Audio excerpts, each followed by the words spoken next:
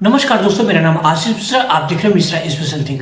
आज मैं छोटी सी वीडियो लेके आया हूँ ईरान के ऊपर। जिस हिसाब से ईरान में चिंगारी लगी हुई है, जिस हिसाब से चिंगारी लगी हुई है, जिस हिसाब से प्रदर्शन ईरान में हो रहा है, उसके पीछे की वजह क्या है, आज उसके पीछे की वजह जानने की कोशिश करेंगे इस वीडियो में। और हमारी वीडियो को लास्ट तक देखने की कोशिश करिए, लाइक से सब्सक्राइब जरूर करिए और आप अपनी राय को कमेंट के द्वारा व्यक्त कर सकते हैं। कमेंट करिए आप। आज जो चिंगारी लगी 28 दिसंबर 2025 से चिंगारी लगी हुई है, इसके पीछे की वजह क्या है? इसके पीछे की वजह है आर्थिक संकट। लेकिन यह चिंगारी ऐसा नहीं कि आज ही लगी हुई है, यह चिंगारी बीच बीच में लगती रहती है। यह ऐसी चिंगारी एक बार लगी हुई थी 2022 में। 2022 में जो चिंगारी लगी हुई थी, उस चिंगारी का नाम था हमजा आमनी आंदोलन। उस समय का जो आंदोलन था वो थोड़ा सा इस आंदोलन से हटके था। ये जो आंदोलन है उस समय का आंदोलन से सबसे बड़ा आंदोलन, सबसे बड़ा प्रदर्शन है। उस समय का आंदोलन यूनिफॉर्म को लेके था, ड्रेस कोड को लेके था, जो कि विरोध में थे लोग ड्रेस कोड को लेके।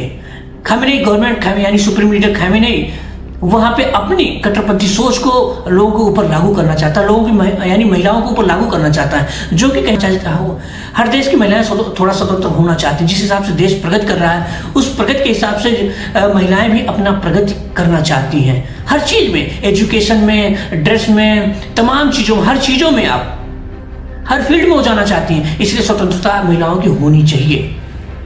ऐसी ही चिंगारी, थोड़ी सी हल्की चिंगारी लगी हुई थी 2024 में। एक तेहरान यूनिवर्सिटी में एक महिला न्यूड हो जाती है हिजाब को लेके, विरोध करती है इस चीज का, लेकिन फिर भी कहीं न कहीं उसकी बातों को सुना नहीं जाता है। क्यों ना सुनने का सबसे बड़ा रीजन क्या है? कट्टरपंथी सोच। और आज जिस तरीके से चिंगारी लगी हुई, थोड़ा सा वो चिंगारी 2022 और 2024 की चिंगारी थी, उससे हटके चिंगारी ये आर्थिक संकट की चिंगारी है। 28 दिसंबर 2025 में जब ईरानी रियाल अमेरिकी डॉलर से कई गुना नीचे गिर जाता है, यानी आज एक अमेरिकी डॉलर करीब 4 लाख ईरानी रियाल के बराबर है। यानी महंगाई, आप सोच सकते हैं किस हिसाब से महंगाई वहां पे है। रोजमर्रा की जो जिंदगी है वो लोगों के जीना दुर्लभ हो रही है। यानी 50% महंगाई बढ़ गई है। महंगाई दर जो है 50% बढ़ गई है। तो स्वाभाविक है उस देश के लोग रोड पे आएंगे ही आएंगे। आज खामेनेई के लोग विरोध में खड़े हैं और वही लोग कभी खामेनेई के सपोर्ट में खड़े थे जब इजराइल और ईरान के बीच में युद्ध हो रहा था। लेकिन आज उसके विरोध में, खामेनेई के विरोध में है, और वहीं पे शाह रजा पहलवी के लोग सपोर्ट में है, खामेनेई के लोग विरोध में है। कहीं ना कहीं खामेनेई, इसका मतलब क्या, शाह रजा पहलवी से कहीं ज्यादा स्ट्रांग है धर्म को लेके। अब वो सारी इंप्लीमेंट करना चाहता है वहां की महिलाओं के ऊपर, जो कि ऐसा नहीं करना चाहिए।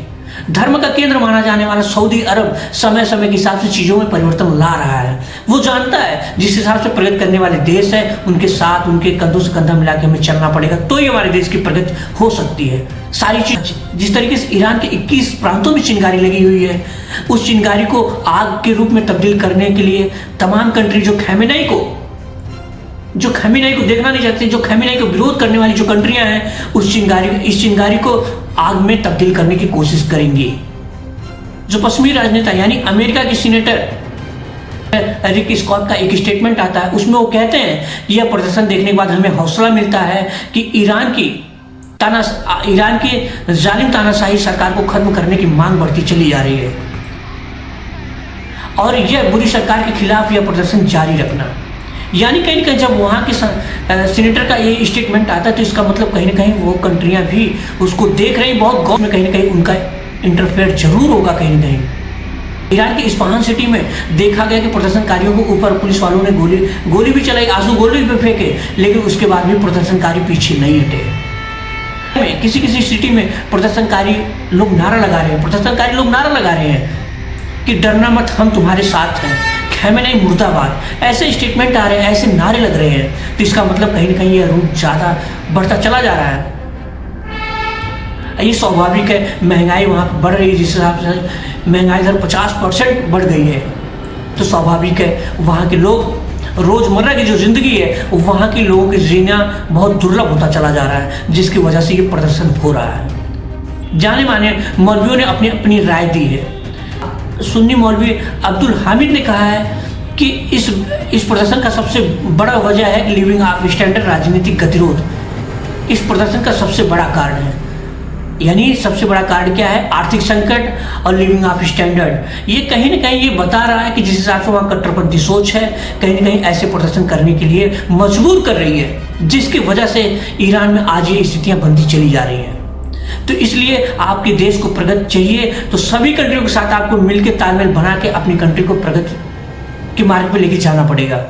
लेकिन आप और कंट्रियों जो प्रगति वाली, जो प्रगतिशील कंट्रियां हैं, जो डेवलप कंट्रियां, आप उनका विरोध करते हैं, तो जिसकी वजह से ये स्थितियां बढ़ती चली जाएगी, महंगाई बढ़ती चली जाएगी, आप बहुत पीछे होते चले जाएंगे। इसलिए आप पहले परमाणु बम यानी यूरेनियम वगैरह के चक्कर में ना पड़े, अपने देश के लोगों के विषय में सोचें, लोगों को भलाई के विषय में सोचें, अपने देश के डेवलपमेंट के बारे में सोचें, तब जाके आपके देश के लोग आपके सपोर्ट में खड़े होंगे। अदरवाइज आपके देश के लोग कभी आपके सपोर्ट में नहीं खड़े होंगे। यही लोग कभी आपके सपोर्ट में थे, आज यही लोग आपके विरोध में हैं।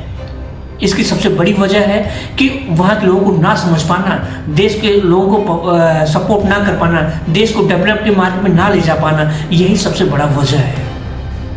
इसलिए खamenei को इस चीज़ को सोचना चाहिए, उसके बाद कुछ सोचना चाहिए, क्योंकि वहाँ की जनता से आप वहाँ के सुप्रीम लीडर बने हुए हैं।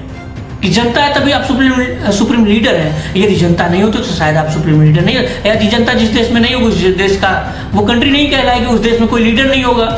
इसलिए जनता की वजह से आप हैं, तो इसलिए जनता को प्राथमिकता देने की कोशिश करें।